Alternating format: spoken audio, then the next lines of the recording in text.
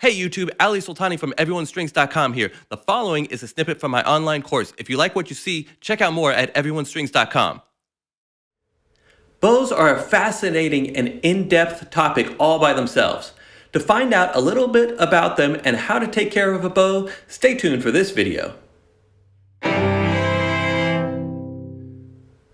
Bows are made from a variety of materials. The stick of the bow is often made from wood, fiberglass, or carbon fiber.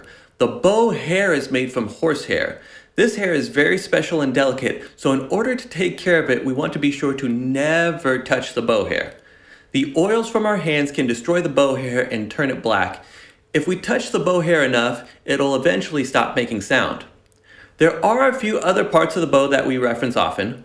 First, we have the tip of the bow. Next, we have the frog, which is the little black square at the end of the bow. In between those, we have what's known as the balance point, which is the point at which the bow weight is perfectly balanced. It's typically about a third of the way up the bow, and you can test it out by trying to balance it on your finger. Finally, we have the screw. The screw is what we use to tighten and loosen the bow. Like any regular screw, righty-tighty, lefty-loosey. When we're going to play with the bow, we tighten the bow hairs until we have about a pinky's width of space in the middle of the bow between the stick and the bow hair. When we're not using the bow, we want to make sure to let the bow relax and loosen the hairs to prevent warping. To do this, just turn the screw of the bow lefty-loosey until one of three things happens. 1. The bow hair touches the stick of the bow.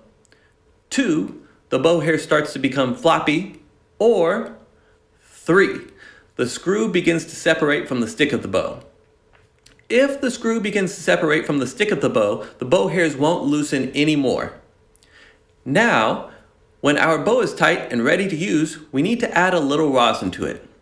Rosin is a sticky substance that we rub onto the bow hairs in order to allow the bow to pull the string.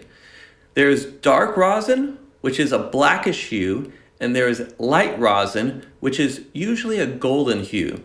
Either one of these is fine for our purposes.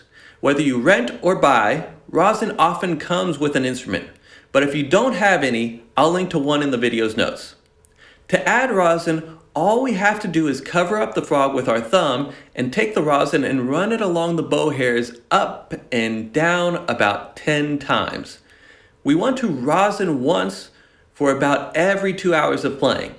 The rosin will come off on the bow as a white, flaky powder. If you have brand new rosin, it might be shiny looking and it won't actually produce any rosin for your bow.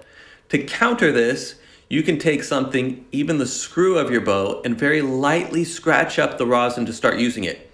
You would only scratch the rosin the very first time you ever use it. From that point on, it should be ready to go.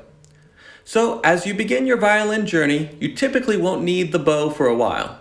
But if you are going to handle it, keep in mind that it is very delicate. The tip of the bow is usually the most delicate part, so we want to make sure to not hit it or even balance our bow on the tip. The bow hair is very sensitive, so be sure to not touch it with your hands, and when you're not using your bow, loosen the bow hairs. If you have any comments or questions, leave them in the comments section to this video.